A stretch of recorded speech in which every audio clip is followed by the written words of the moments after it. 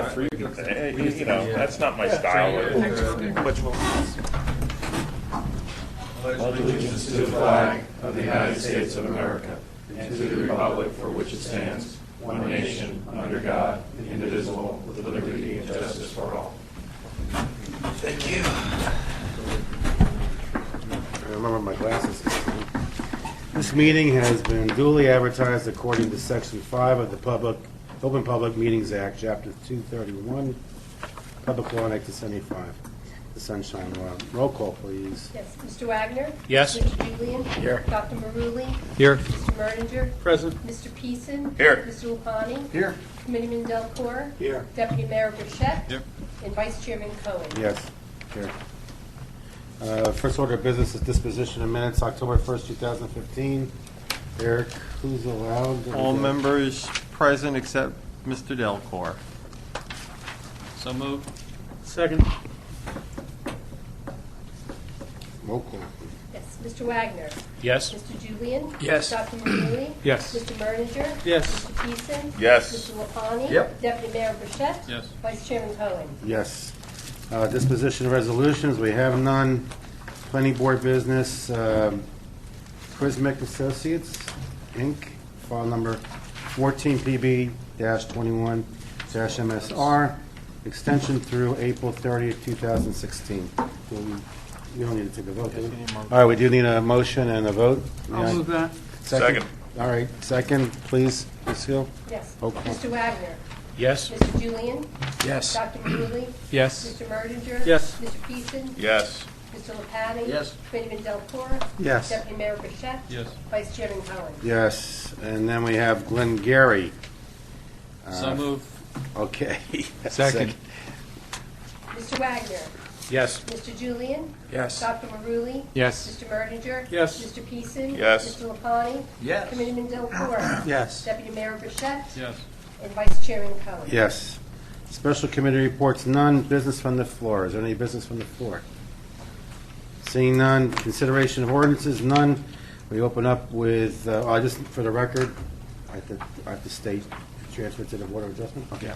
For the record, on the agenda for this evening, we had a subdivision site plan application for the County of Somerset / Smith and Weinberg, file 15-PB-16-MRV, Block 173, Lot 8, on 19 Wardsville Road.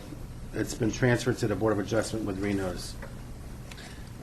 Next up is Valley Holdings, LLC, solar installation, file 15-PB-15-SVR, Block 143, Lot 7, 321 Valley Road. This is an application to seeking preliminary and final major site plan approval with a C bulk variance for relief from minimum side yard setback, an existing nonconformity, minimum rear yard setback, again an existing nonconformity, maximum impervious coverage, waiver from submitting a traffic impact statement, and waiver from submitting a community impact statement, a CIS, to construct a 1.2 megawatt solar array installation in 6,000 square feet of a building to house certain existing outdoor operations on property located in the GI district. That's the General Industrial Office and the Research District. Okay, here we go. All right, thank you, Mr. Vice Chairman, members of the board. My name is Alexander Fisher, and hopefully I speak into the mic this time, but You got him, Kaz? yep. A little louder. My name is Alexander Fisher. I'm attorney with the firm Morrow, Savo, Camarino, Grant & Schalk. I represent the applicant, Valley Holdings, LLC. I have with me tonight 4 witnesses.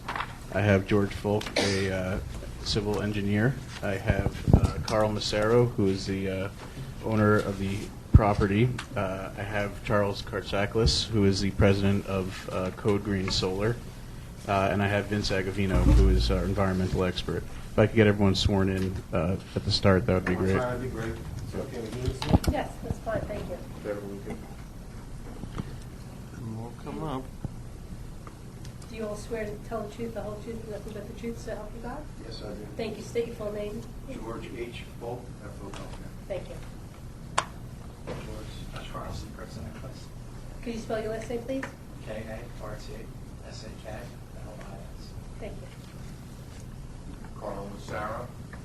Spelling list. Carl with K. Last name is Nassaro. Thank you.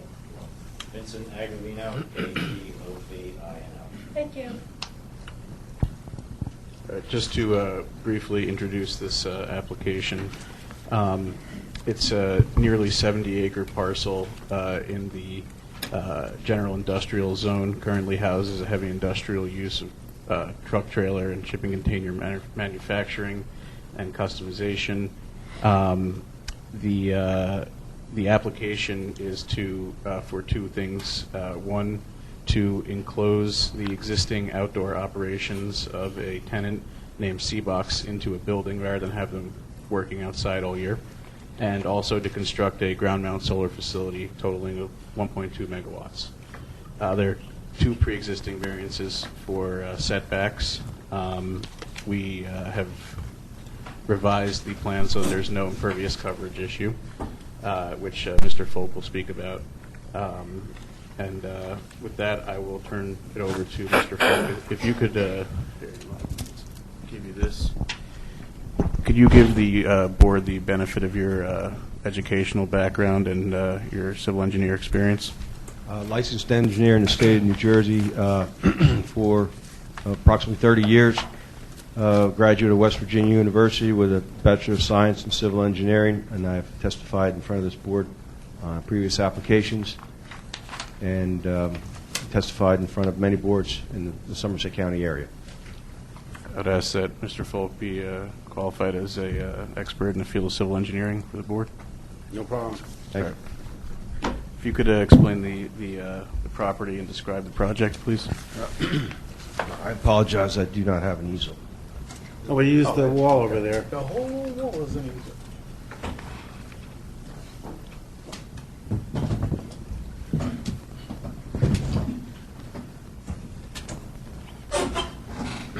The site, the Valley Holdings property, is located on the north side of Valley Road, which goes east to west, and we're on the north side of Valley Road. To the north of us is the transmission lines and the Aughton Road loop dedication.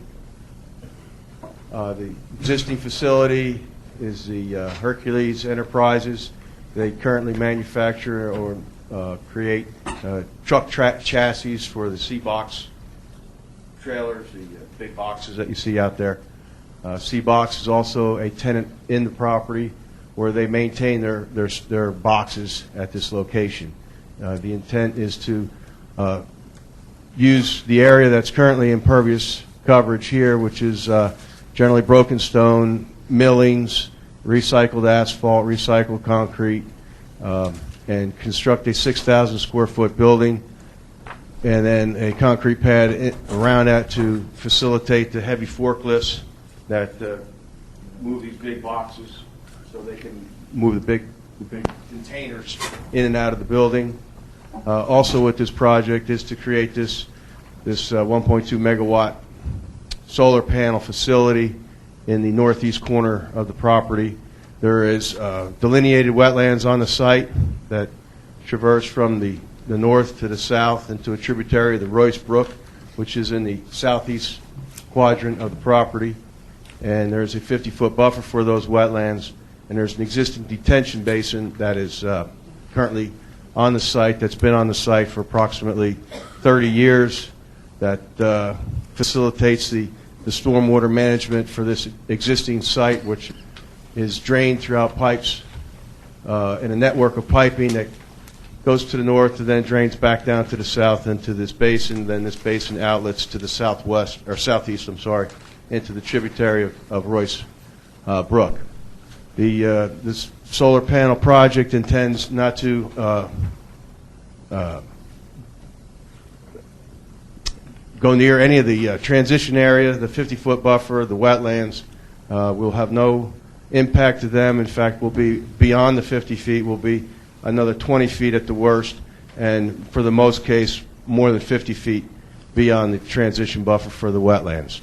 The distance from the properties to the east to the solar panel, which the solar panels Charles can better describe, The solar panels are, I could probably touch my hand to the top of the panel.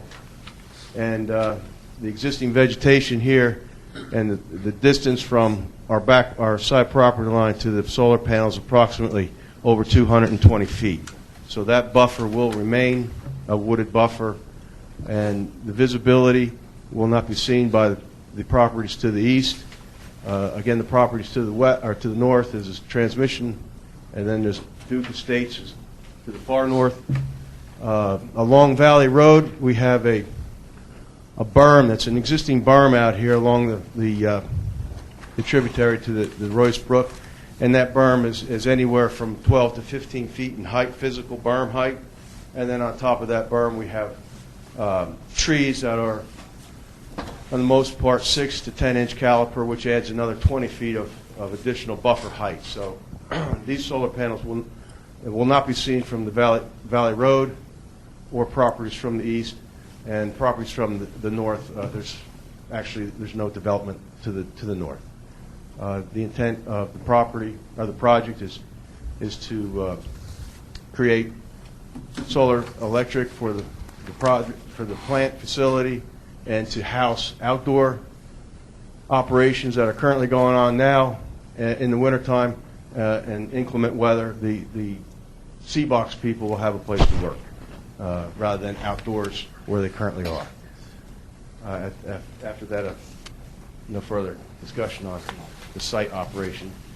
If you have any questions on that, I can go through that, or we can go through. Solar panel is going to be for the power for just the property, or are you selling it back to the? I will We'll defer have- that question. You need to. Mr. Kurtzaklis can answer that for you. Okay, never mind. We'll get when we get to him. Okay. And, could you? Oh, sorry. Go. Yeah, I have one comment, Mr. Chairman. Are you aware that the berms were originally imposed on the development back in late 70s and 80s, and that was some of the first berms in the township with those trees? I inspected them, and they filled out, even though some trees died. That's a substantial that berm. That was imposed by the Hillsborough Township Planning Board and Environmental Commission. Most of us weren't born then, you know.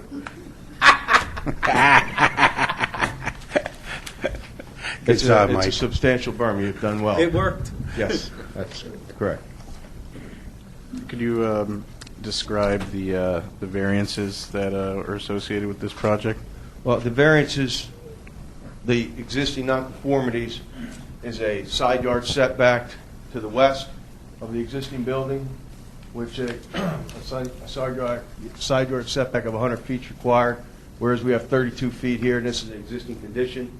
And then there's a setback, well, it's actually there's a setback of a rear yard setback of 100 feet that goes through the building right here, and the building is somewhat over approximately 10 feet of the back property line.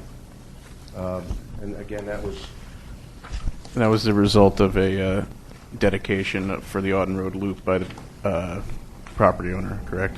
correct. All right. And neither of these, where this project does not in any way increase any nonconformity, correct? That's correct. All right. We had a site visit with Mr. Maskey and the chairman of the Environmental Commission, and at the time we had shown the stone limit here came down further into the property, and Mr. Maskey indicated that he didn't feel that this was impervious coverage, so we pulled the impervious coverage back to out of this patchy grassed area and revised our impervious coverage area from an existing of 42.9% to a proposal of 41.5%. And the reduction in the impervious coverage is due to the fact that this area over here where he has storage of chassis that they create, and it's an impervious stone area. We will remove that stone area for these solar panels, and then after the solar panels are in place, there will be a grass seed mixture. So we'll go back to a pervious coverage in this area that was at one time in here impervious. So we have a net reduction in impervious coverage with this application. What was the impervious coverage again? Sorry. Uh, What was the it- impervious coverage? It's going from 42.9% Existing? existing to 41.5.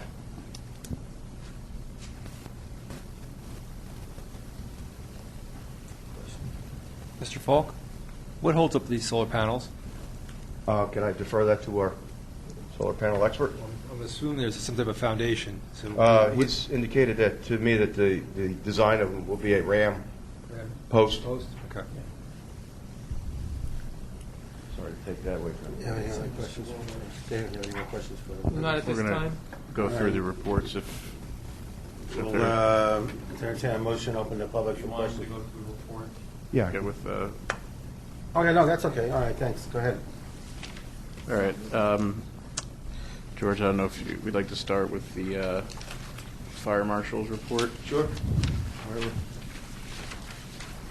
The fire marshal report is dated November 24th, 2015. Does everyone have a copy of that?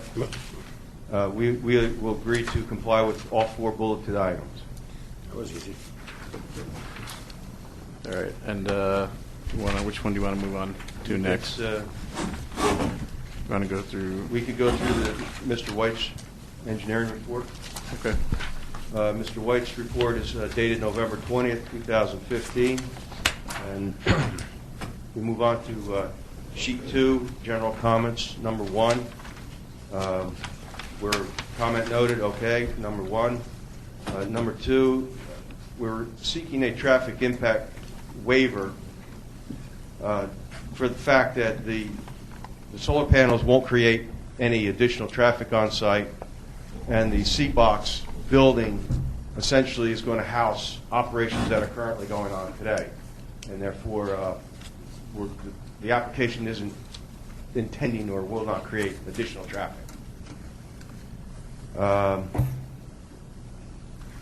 The item number 3, we will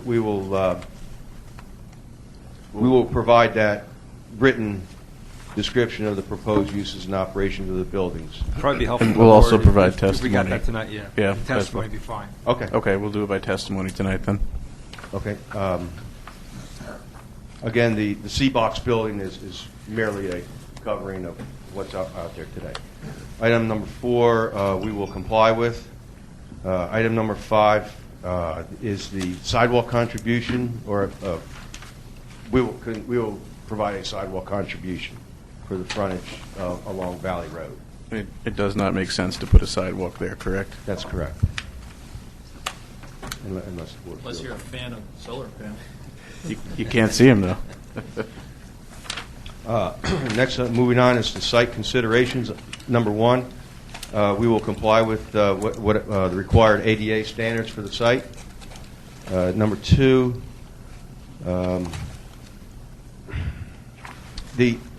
I'll go over that real quick.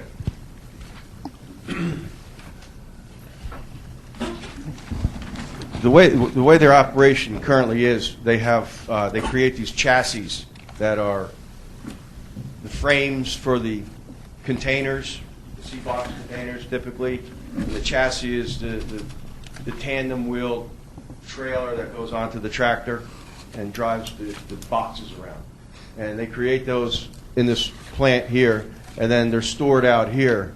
And my understanding is some client will order the chassis, and they'll put the chassis.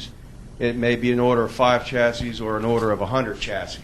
So the orders vary, the times vary, and the pickups vary. So this yard out here is a storage yard, essentially for the chassis and the C-Box containers that are refurbished on site.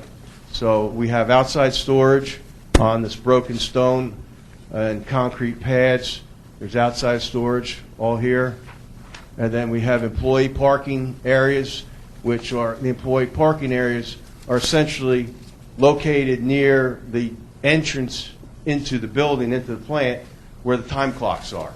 So they want to keep the employees and their cars so that they're not floating around the site getting in the way of, swinging around these big trailers. They need the turning movements to get these trailers parked out here. So we have employee parking in these areas here. And there are different areas, again, where the time clock is within the building and where they're utilized in the building. So if these gentlemen or ladies are in this area of the building, they typically park here. The more office personnel are over here in the north side of the building, and there's parking here for them. So as far as this comment is essentially what's going on the site, and that's in a nutshell quickly is how the site operates. It's a very flexible site. Things are moving, containers are moving, chassis are moving around. So again, chassis stage for several weeks perhaps, and then they're gone, that kind of thing. So there's a lot of different utilization all around the property. We have a circulation plan for the fire chief wanted a fire access route from Valley Road, and we've identified a location such as this that the owner will maintain as a clear path from the entrance of Valley Road into the access point into the solar panels. So we will provide an emergency access for that use or for that purpose. Will that be marked or paved or in some way so that they know not to put trailers on it? Well, they're going to have a plan like this in their office. The markings, there's really no way to mark it. It's you were on site. You've seen the conditions. You can mark it. If it's just a line on the paper, Yeah. and I have seen your operations, if a fire truck has to get through there, there's no guarantee that access is going to exist, unless it's somehow cordoned off or marked off, no parking, no storage of trailers, et cetera. Yeah, he's talking how you get to here. Yeah. One at a time, please. Who's testifying? We'd be willing to mark out a path there. So. Right, you would have to show that on the final plan, obviously. Thank you. We've already had 2 fires there over the years that I've been at, and the big problem wasn't so much the access. Well, it's the access, but when we ran the hoses down the road, it blocked everything in because you can't run the cars over the hoses till we emptied them and rolled them up. So, but obviously our fire inspector wanted a little bit better, and would be good for volunteer fire companies to know the spot, because as you well know, walking a property, you don't really see your property until something happens. Okay. Is there adequate turnaround room for the vehicles? Oh yeah, lots of turnaround room. For the fire apparatus? Yeah. So when you've gotten down to the road basically extends all the way down to the edge of the panels, right? Yeah, we have a fire access road that goes all the way around the panels. Okay. So that's all the way around is Yes. road. Okay. Yes, sir. Gotcha. Yep. Okay. Thank you. Yep, I'm sorry I didn't point that out. Okay. Okay, moving on. Okay. Bill, you're okay with the explanation regarding that item? Yeah, absolutely. Item number 3, we will provide, rather than millings, asphalt millings, we will use recycled concrete. Mr. White, is that fine? That's fine. Okay. Number 4, the treatment of the ground surface in the solar array panels. We're gonna plant this area in here with grass. And number 5, we will comply with signage for handicap. The lighting and landscaping, number 1. We'd like to work with the township engineer to create a solution.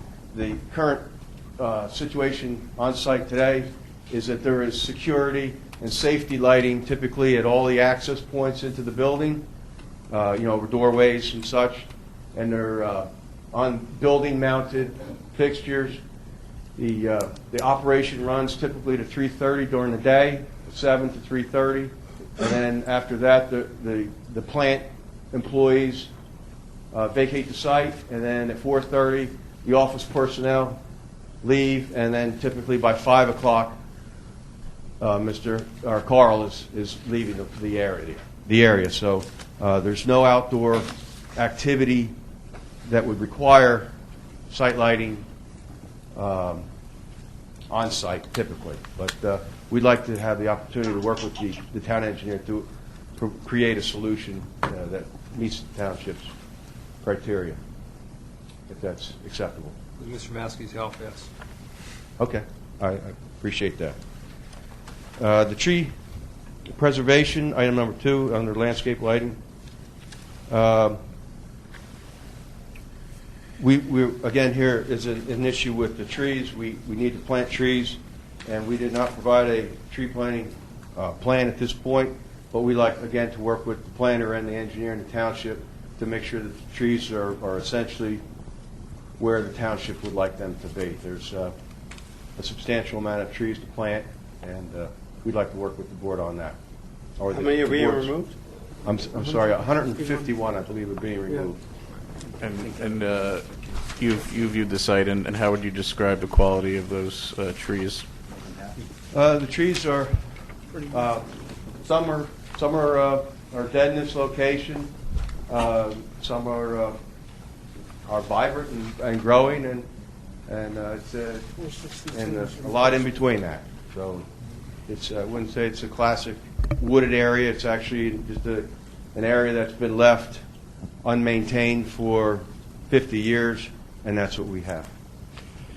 You're taking out 151 trees, but you're replacing 462 trees, correct? Who's next? Well, yeah, we would be replacing 461. We would just ask that if it to be able to use the hardship waiver, if it in section 188-164E, if it costs greater than 1.5% of total site improvements, which would be in excess of $60,000 worth of trees, and we believe that we can put in over 400 of the, or all those trees with that amount. But we would just ask that the to be able to cap it at 1.5% of the total value of the project, which is in the ordinance. Does that get you in the ballpark then, or We believe it can get us all the way there. it's not going to subtract a couple hundred trees? It's in the ballpark. We think we're over 400. Okay. If not exactly at 460 with that. I don't have an issue. Nobody No, else. We don't have an issue with that. Okay, keep going. You're getting closer. Okay. Can move on? Yes, sir. Okay. Stormwater management. Again, I'd like to ask Mr. White if I can work with the DNR Canal Commission, and we need their approval on this, and then provide you with the results of their review and subsequent approval if we approved here. And if you have concerns with that, we can work that out, if that's sufficient with you. That's fine with me. DNR Canal will push their regs, and they're the same as ours. The same as ours, right? Okay, we're good. Okay. And the last item here is additional agency approvals. Item A, County of Somerset Planning Board were approved. We have a letter of approval. The DNR Canal Commission, again, we're pending that. We're subsequent to this, we're going to go into their approval process. The Somerset County Soil Conservation is pending. We believe the Hillsborough Environmental Commission has approved this. We've been in front of the commission and we've addressed, I believe, their requirements. New Jersey Department of Environmental Protection. It's not required for this project. We're not in their jurisdiction. We won't be doing any work within their jurisdiction. We will be in the jurisdiction of the Delaware Raritan Canal Commission, so if they're essentially the same type of, they are basically brother and sister. And there is no work in the flood hazard area. And then the Hillsborough fire, Hillsborough Township fire official has approved this, or not approved this, but has our comments, and we agree with that. Neil, I was just going to say that even though what he just said, there's certainly some questions that you guys had. Yeah, we can, we haven't can, heard an explanation. we could wait till Mr. Agavino gets up, and we've had discussions with him that we could go over some things, but Okay. it was a good, we had a good meeting. All right, I just wanted, I appreciate it. Yep. All right, so we still have The, planning that is report. outstanding. Yep. You have the planner? Yep. Okay. We have the planner's report memorandum dated November 18, 2015. Item number 1, project summary, I believe we've addressed that. Item 2, noted, the waiver request. Community impact. And the community impact statement. The traffic impact statement, I believe we testified on. The community impact statement, I'll give you several reasons here. The operation of the solar panel installation will not have any I'm impact. sorry, I think there's a problem with the microphone. Yeah. Yeah. Maybe I hit them. Usually works if you hit the lawyer over the head. Twice. No. Once is enough. Do it hard. Ooh, yeah. Tough audience. Okay, thank you. The community impact statement waiver request is based upon the operation of the solar panel installation will not have any impact on existing services and facilities in the township. The proposed C-Box building will house existing outdoor operations and therefore will not have any impact on existing services and facilities in the township. The proposed improvements will not have any impact on the population of the township. The proposed improvements will not have any impact on the public school facilities in the township. The proposed improvements will not generate any additional costs for the township. And finally, the proposed improvements will not have any impact on the township's affordable housing obligations, and said obligations are currently undetermined and subject to litigation in the Superior Court. We request that waiver. Anything else in the planner's report? Oh, yes, sir. Yes. Item number 3, again, that's comment noted. Item number 4, bulk and design standards. The section 18876A- or 76A5 requires a minimum 50-foot landscape buffer from any property line be provided. The property line is here. The solar panels are beyond 100 feet. This is a fire access drive and a fence, security fence. Again, this is approximately 220 feet to the fence, so we comply with the 50-foot buffer. How far is the fence from the back property line? The fence from the back property line is over 50 feet. Okay, thank you. Additional requirements found. A is comment noted. Why don't you skip to the next page, the bullets. There's the rest of it. Why don't you skip to the bullets on the next page? Page 3. Okay. If you don't mind. No problem. You've already addressed the first one. Landscaping buffering will be maintained. You testified earlier that it's going to be a grass mixture of some sort underneath the solar panels. Yes, sir. And how is that going to be maintained? How high are you let it grow before you mow it, et cetera? I will defer that to Okay. Solar Okay. Man. We will note that it'll be no mow, but he'll describe in greater detail Fine. the types of grass. And I don't know if you'll answer this or the next. Who will be the owner-operator of the system? I will defer that. Okay. And emergency access and security measures, we've already discussed the access road, but could you describe security measures around the panels themselves? Yeah, we have a 6-foot-high chain link fence that's circumference around the solar panels. We have an access drive or a gate into them. The fire official asked us to provide another gate to the east in this location somewhere, so he can have access through there. Okay, thank you.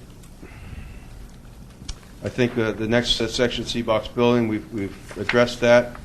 In the bulk requirements for the GI district, Mr. Maskey indicates under notes number 2, that's a .06 for the floor area ratio. That's a rounding area, rounding because of the size of the, And you'll correct that on the final plan? well, if you want us to take it out to the thousands, we'll do that. Well, you said it's a rounding error. Can No, you correct the error? I didn't mean error. It's a rounding issue. Okay. The size of this building, when you add it to the area of this, and the size of the property, it's .063 Okay. opposed to .064. So if you want to take it up to the thousands. Why not? Okay, no problem. Not a problem. Let me just address the impervious coverage again, just so I get it straight. Existing is, you revised the existing impervious coverage to be what? 40? 42.9 existing, Okay. And you're going to 41. actually reduce it further to 41.5. To 41.5. Okay, just for the record, I was out there and I did notice that the original plan showed everything as crushed stone. I suggested they correct that to show where the grass is, but you tell me that line between the crushed stone and grass on there, is that a surveyed line or is that a rough approximation? A rough approximation. Okay, so just for the record, it's that 42% and 41.5% are approximations, correct? Okay. Guess we figure that block moves, especially if there's travel. Yeah. 5, parking. Mm-hmm. I can provide you with the areas for the buildings. I have those now for the internal uses. Use that mic on the stand. You're going to stand right there. Why don't you use the mic for a second? Okay. You can pick it up. All right. See, it keeps going out, so maybe the battery's dead.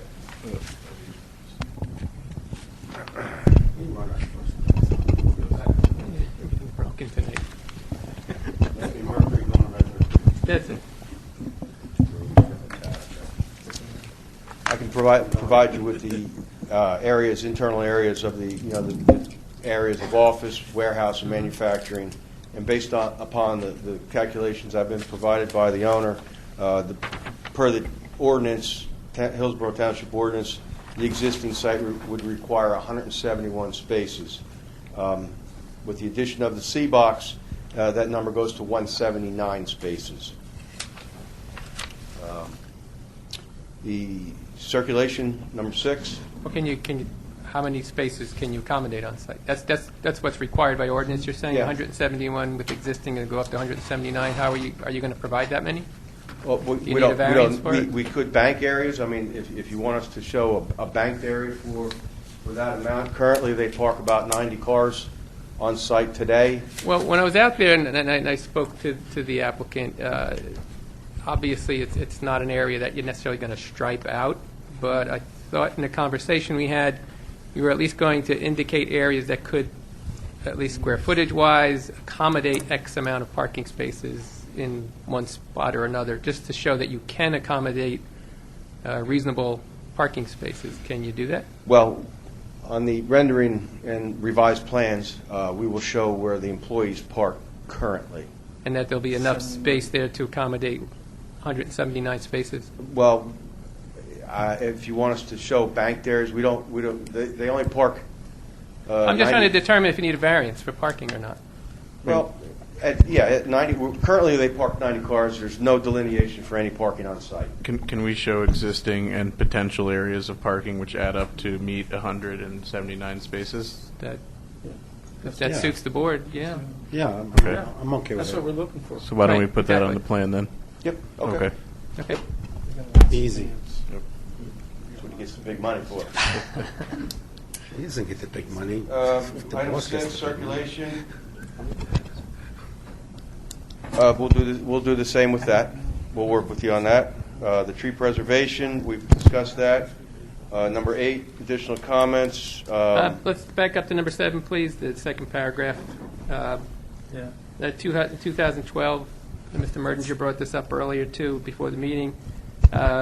You cited for removing 34 trees, and you were supposed to replace them. Are those 34 trees being removed now or not? No. They're somewhere else. Yes. Can you show us approximately where those 34 trees were planted? Carl could. Yeah, they can come up. We'll answer that I'll question do on it during call. Mr. Macero's testimony. Okay. If you just want to hang out. Just put that in your note. Or Mike will remember. No, this is recent. This is 2012, Steve. Okay. As far as item 8.1, Alex, would you like to address that? I can address that. The settlement agreement with the township required the removal of all vehicles, the repair of all ruts and divots, and reseeding that. And I'll have Mr. Macero give testimony, but he did spend about $30,000 doing that. He did that, and it was inspected and approved by the township afterwards. So, and I'll have him give more testimony to that. But there's no change in, no impact upon that from this project at all. 8.2, there's no additional lighting or no signage for the solar field or the C-Box building proposed. And 8.3, I believe I've discussed that through the testimony now, the usage of the site. Well, you've discussed, will the final plan somehow sketch out at least approximately, this is where the trailers are stored, this is where this is going on, this is where the parking... It's difficult because it's a flexible site. I understand that. I mean, I 100% agree with you to have the zoning officer to have something in the file should you get a complaint so that he can go out there and say, yes, he is compliant with his approval, or no, he is not. Right. And I think it's absolutely correct. It's just difficult, but we'll definitely work with you on that. Okay. You could do an either or. You could say today this could be that, or tomorrow could be that. Right. It's not going to be this. Area of potential intermittent storage. Yeah, exactly. But you get it, and we know what we need, and this is important. Thank you. All right, I think that's it for Mr. Falk. If you have any further questions for him.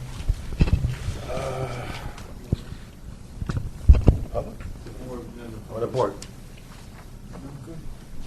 All right, motion open to public, please. So moved. Second. All right, all in favor? Aye. All right, the public, I see some public, so if anybody here would like to speak and ask this witness questions? Susan, she's public. And let's try to keep it to the testimony that he just delivered. And try to speak clearly in the thing, and the control on is working.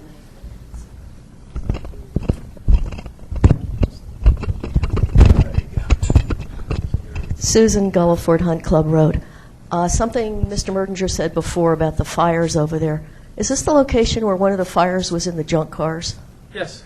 Wait, you're not supposed to be asking me questions. Oh, okay. You're supposed to be asking them questions. Mr. Merdinger mentioned two fires over there. One of them was in some junk cars that were being stored there several years ago. Well, those were cars being stored from Hurricane Sandy awaiting inspection by insurance companies, but yes. Okay, so they're not there now? Oh, they were removed many years ago as part of a settlement with the Okay, township. and should another Hurricane Sandy at this point, you don't have anything in the future plans for that? I think Mr. Macero has learned his lesson from that. Let's hope. Okay, thank you. Anybody else from the public? Anybody else from the public want to speak? Okay. We'll leave it open to the public, and then let's bring up the next witness. Okay. Mr. Macero, if you can come up just briefly to address Section 188-131.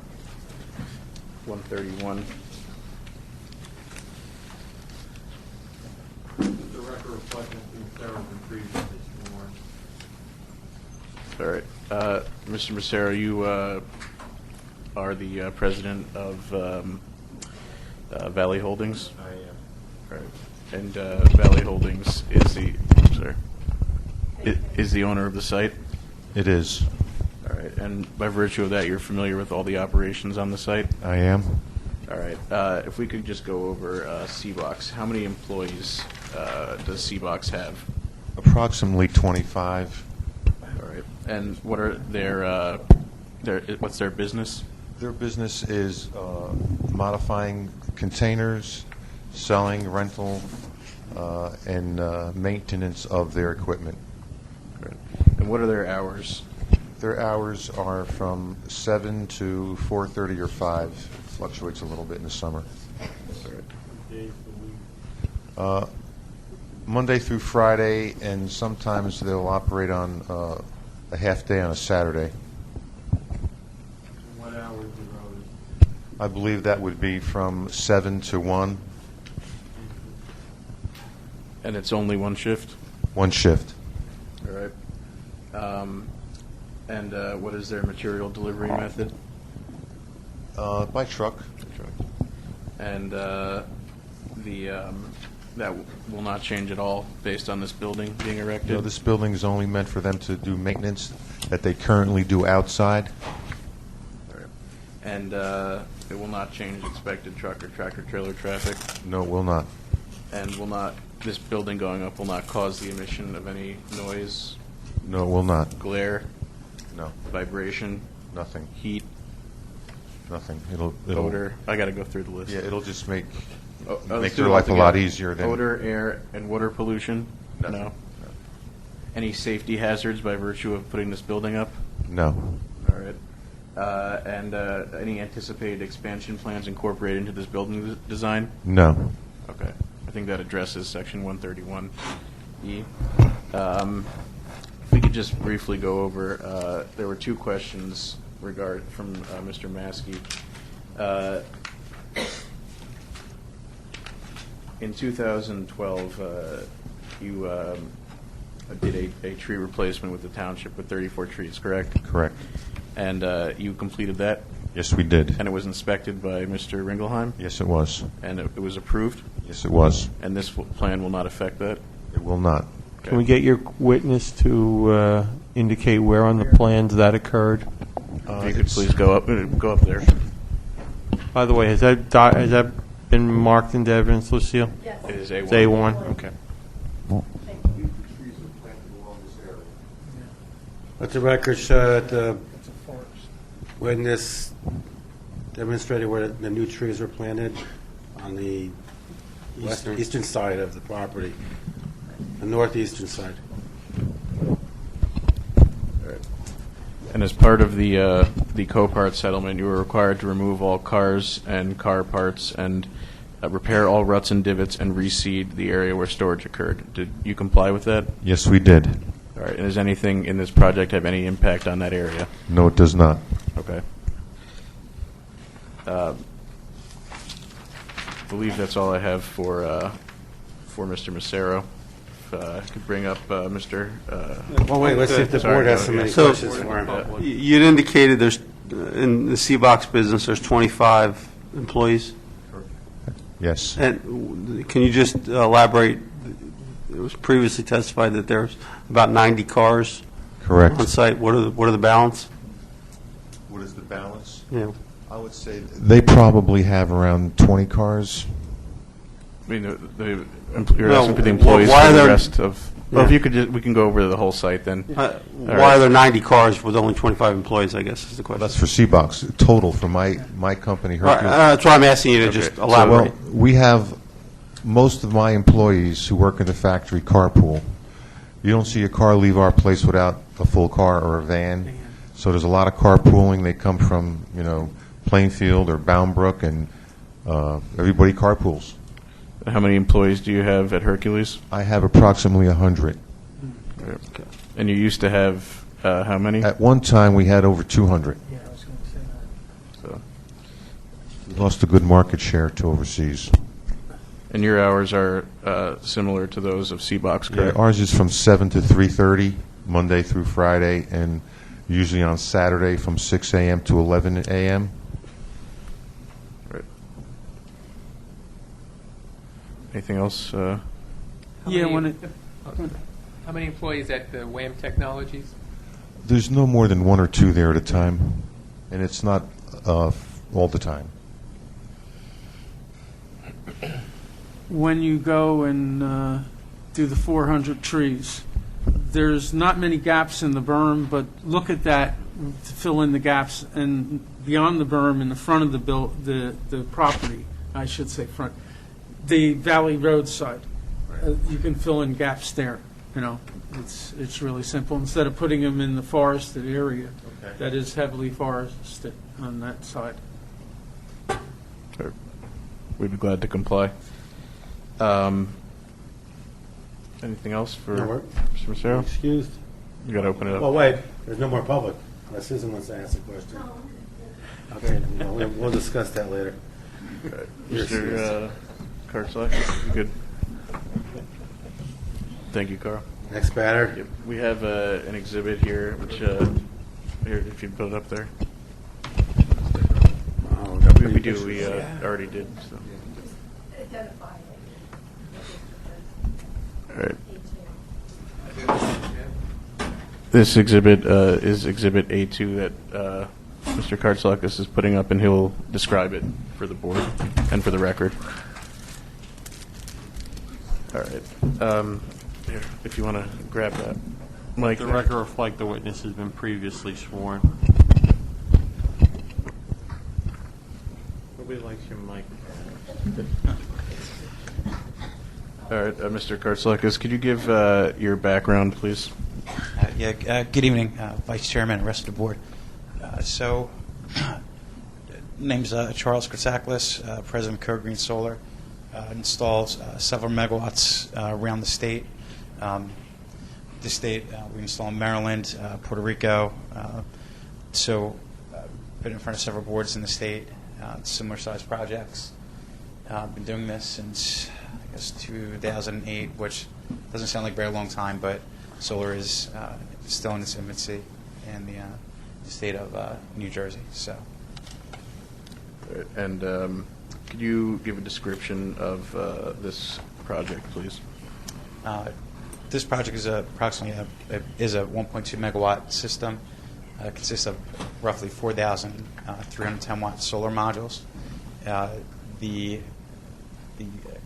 system, which is going to consist of the racking, is going to be pile driven posts, epoxy coated, so rust or any bleeding into the ground. I believe one of the questions was in regards to what we'll be using for underneath system. It's going to be a specific kind of turf grass, which is again consists of different fescue mix, special engineered no-mow grass. So you can mow it for the first 2 years, keep the weeds under control, but after that you really don't need to mow it. It'll grow up to higher about 2 feet, but then it'll roll over itself, so it stays at about a height of 6 to 10 inches. Can I get some of that from my house? Yeah. Well, again, it's a little expensive, but specially designed, or works well for these. He can afford it. I think you wanted it free. He can afford this it. system. He's on the public payroll. He can get Sod's a lot cheaper, but it's extremely drought tolerant. So again, it works well for these large systems. My company will be responsible for the maintenance for 5 years. That's by the Board of Public Utilities. What happens after the 5 years? After the 5 years, Carl's going to be the owner of the system. This isn't a PPA. So a lot of these large systems are PPAs, which in my opinion is very unfortunate for system owners. Can you define PPA, please? Public-private. Like a power purchase agreement where equity firm will receive most of the benefits where the end user won't receive the benefits. So this is going to help Carl and the employees, and he's going to be the beneficiary of the electricity of the SRACs, so on and so forth. So again, this is essentially literally what the lawn will look like, and trees in the area, the fences in there. Could you explain the environmental benefits of this project, please? So it's hard to tell how much electricity Carl, or Valley Holdings uses, but it's substantial. It's close to 1,000 homes annually. It's going to take about 1,200 cars off the road. I don't have I actually left it, but I think the amount of trees is close to 4,000 trees a year, the CO2 offset for this. So it's substantial. Uses quite a bit of power. And the power you had X is not going to be exported. We're not going to be selling back to the grid. No, this is literally just what he uses. So he uses quite a bit of power on that side. But it's extremely beneficial for. What's the life expectancy of the panels? 20. They're guaranteed for 25 years. So that's the warranty. We're going to be using microinverters and which are inverters on the back of every panel. So everything's essentially transformerless. You're not going to have one big transformer or inverter that could catch fire. That one point of failure. You're going to have pretty much an inverter on the back of every panel. So it'll be a very efficient system. No heat displacement. Technology has come a long way actually in the last 7-8 years. And could you explain why this site was chosen over, let's say, the top of or the roof of the building? Well, so people tend to forget that modules have to be manufactured, and there is so they do have a carbon footprint when they're manufactured. Panels have like about a 2 years before they actually break even between their CO2 footprint. Well, if you look at his building, and if you really saw a 3D layout or aerial image, there's several different. The way it's set up, I would have to put modules on that weren't very efficient. With a ground mount, you have nice circulation of air, cool down the panels. They actually work better when they're cooled down. I have the perfect tilt, the perfect azimuth. So the payback on these panels for the carbon offset is a lot quicker. The panels themselves are be a lot more efficient. It's just a much better place to put them than put on the roof where I can't get the optimal output that we'd expect. Plus, you could have people say what you want to hear, but roofs do need to be replaced at some point. They'd have to come off the roof, go back on the roof, and it's just not as efficient than have them on the ground. I don't think anybody here is worried about that. Okay. Any questions? No, just a comment. I mean, we talked about the no-mow grass. We kind of kidded around, but there was an issue with threatened and endangered species of birds. So we felt that the no-mow grass would provide a better habitat for these species. Actually, so it was something that we did have a discussion with the applicant. So even though we kind of kidded about the no-mow grass is actually good in this situation underneath the panels for the birds. And again, I'm not trying to prolong this meeting, but no, you're okay. Is there anything else you want to add? Yeah, no. We try to be environmentally sound. That's why we don't use stone or anything underneath of it. It does look nice once it's completed. The only thing you haven't testified to is the impervious surface and the mounting, so we can. Like I said, again, they're not. We don't use. You didn't say it originally. You said it from over there, which doesn't go on the record. I'm sorry. We don't use. Just repeat what you said before. Yeah, we don't use concrete footings. We use they're essentially I-beams that we pound into the ground, and it's a Schletter racking system that's on the drawings. So they're literally just pile driven deep enough into the ground. When we do a pull test, we have the option to put a footing, and we don't. There's another option for a screw that we'll use. So if we hit a rock or if we hit soft soil where a pull test comes back negative, we'll then use a screw. So essentially there's no. You're going to hit brick shale quickly. Yeah. Yeah, I would think so. Most likely, though. But it's bring a lot of heel. All except for the mountain. That's the shale's fine. I mean, you'd be surprised. We'd have to hit. I mean, it. If you're going to hit it. No, we would be surprised if he didn't hit shale. Yes. Well, that's the mountain. All right. Any questions from the public? How long will it take to install? So the racking and the modules go up in about 2 weeks. It's the site work, depending upon the season. I mean, we get hit with bad storms. I'm hoping about 10 days. So the rest of the project probably about a month, but that's going to be at least a trousseau. Okay. Just the cabling, the interconnection, and then really it's going to be waiting on PSE&G to do the interconnection. Looking at the plans from Code Green Solar, it says 600 megawatt. What we're doing is we're doing two 600 kW systems. The reason is we don't want to put too much load on PSE&G. We know there's, as the board is aware, there's another large system going on, or most likely being constructed in town. So if we put two 600 kWs, interconnect them both at two different times, hopefully there's not too much of a load on the system.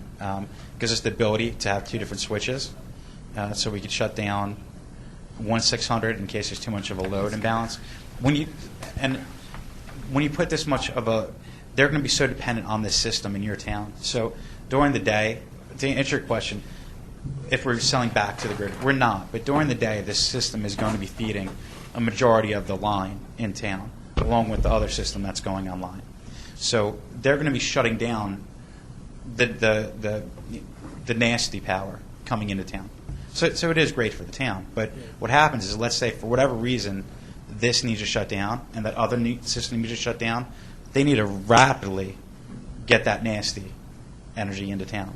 So having two different switches is going to enable PSE&G to, switch on the nasty power in case, for whatever reason, this system needs to go down. Just for purposes of flexibility. Yeah, because your town's now going to be so reliant on these two systems. Again, this system's going to offset about 1,000 homes in town. So between this system and the other system going on in your town in the next year or so, a lot of Hillsborough is going to be dependent upon these two systems. We're going to move up the ladder from number 44 to like 20. Again, if you have Dr. No. Okay. All right, we're good. Public. Public. Anybody out in the public wants to say anything or ask a question regarding that testimony? Susan, you're it. You're gonna wave? Yeah. Okay, you can bring your next witness up. All right, Vince. Or David, you're okay, right? Everything you said? Okay. Thank you. All right, thank you. Good evening. Vince, if you could give your educational background and professional background for the benefit of the board. Yeah, Vincent Agavino, 12 Hastings Lane, Hainesport, New Jersey. I have a bachelor's in environmental science, a master's degree in administration, and a PhD in environmental engineering. I've testified before this board several times in the past, authored numerous environmental impact statements. I am a professional wetland scientist, as well as a licensed site remediation professional in the state of New Jersey. Member of several, you've seen me before. I'm sorry. Good. We accept your apology. Thank you, sir. Seems to me I apologized one time before here. That was a critical point. That was probably Mike's doing. Yeah. Go ahead. I'm not a lawyer. There was, I think, Mr. Julian, you had a question that you wanted to ask Mr. Agavino. I mean, we could just go over a couple things from the report quickly, Sure. but we talked about the fact that there's some of the discussion in the Environmental Commission was talked about endangered species in terms of some of the birds. So the way I understand it, and correct me if I'm wrong, there's no regulatory trigger that prevents you from putting the arrays up, but being good stewards, you guys decided to keep the grasslands under the panels. You moved the panels away from the wetlands, so you're not in any area of disturbance. So with those two facets going, that was a good way to proceed with that, correct? That's correct, yes. Okay. Anytime we do an environmental impact statement, we do a threatened and endangered species search. Those species, the bird species, turned up both on our site as well as primarily on Duke Estates, which has traditionally been where those species show up, the grassland sparrows. Because of that being indicated as potentially present on our site, we're looking at the no-mow lawns underneath, or the no-mow grass underneath, as not even necessarily replacement habitat, but an additional habitat, because what we have on here from my environmental impact statement basically calls it disturbed upland, which it is, 50, 60 years of mowing, stone, trailers, everything else back and forth on it, whereas it's not really traditionally what would be known as a grassland, although we have grassland sparrow species that theoretically may inhabit this. So we're providing an additional, 5.3 acres of actual grassland, fescues, different types of seeds, as well as shelter that we're providing underneath the solar arrays there to not even necessarily make up for habitat that we're losing, but to add additional habitat for these grassland species that may or may not be using the site right now. So it's not even a question of mitigation. It's really we're bumping up by 5+ acres. No, understood. So we thought that was a good way to proceed. And I guess the only other note for the record was there was soil contamination from a fuel tank way back when, but there is a deed restriction on the property, and there's no impact to the groundwater for that at this point. So those were some of the discussions that we had the other night, and everything else. And there was a response action outcome letter that was issued, the equivalent of the former no further action letters that were issued by DEP. That was issued for that tank area. It's a couple hundred feet from the area of the solar array, so it's not even going to impact that at all. Again, the wetlands, there's no building going on in the 50-foot area around us, so there's nothing that's going in the area disturbance. So we were fine with that. We have a copy of that letter. The LOI. I believe we have the EIS includes. The EIS includes both the letter of interpretation as well as the RAO that was issued for it. Sure. Who's better than you? All right. Questions from the board for this witness, other than what Neil had to say? Sean? You wake up? Okay. Good. I don't want to hear more of this no-mow grass that puts a dent in my income. I was thinking we'd get some slow grow. Slow-mo. Just keep that no-mow grass on the wraps, all right? Susan, you're the public. Anything for this witness? All right. David or Phil? No, sir. Nope. Eric, you good? All right, so you're excused. Thank you. Thank you. Happy holidays, everybody. Thank you. Merry Christmas to you, too. We say that.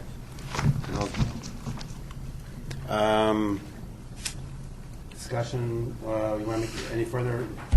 I think you've heard that this is a good project. It'll be a environmental benefit to the township. It'll be an environmental benefit on the property.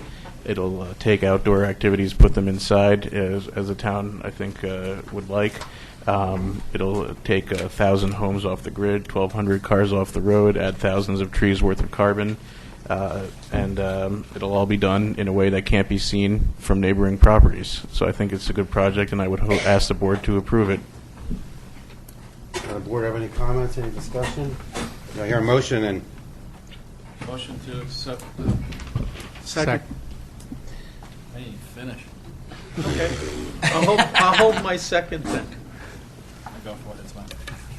all right, with all due comments and Motion to approve the application with all agreements, conditions, approvals from the various expert reports.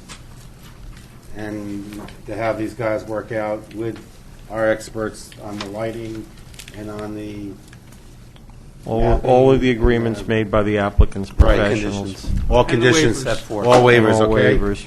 All right, so I hear a motion. We got a motion for file 15-3B -15 SVR. I need a second. Second. Okay. Lucille. Yes. Mr. Wagner. Yes. Mr. Julian. Yes. Dr. Maruli. Yes. Mr. Merdinger. Yes. Mr. Peason. Yes. Mr. Lapani. Yes. Committeeman Delacroix. Yes. Deputy Mayor Burchett. Yes. Vice Chairman Collins. Yes. Thank you very much. You're welcome. Thank you. Our next meeting is canceled. I hear a motion. There's no activity scheduled December 10th. I need a motion and a second. Second. All those in favor? Aye. Opposed? Our next meeting is January 7th. Reorganization, 7 p.m. Regular meeting, 7:30. Any questions? Meeting is adjourned. Need a motion to adjourn. I need a motion to adjourn the meeting. Motion. Second? Second. All those in favor? Aye. Happy holidays. Merry Christmas and a happy holidays. Happy Hanukkah.